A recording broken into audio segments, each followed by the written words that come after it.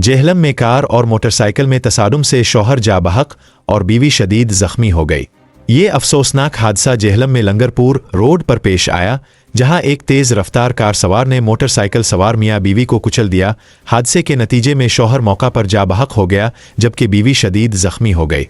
Rescue ज़राए के मुताबिक यह हादसा इस वक्त पेश आया जब 61 साला सज्जाद अहमद और उनकी अहलिया 55 साला उफजाला बेगम मोटरसाइकिल पर सवार होकर शहर जा रहे थे कि एक तेज रफ्तार कार ने उन्हें कुचल दिया। हादसे के नतीजे में सज्जाद अहमद मौका पर जा बहक हो गए, जबकि उनकी अहलिया शदीद जख्मी हो गईं।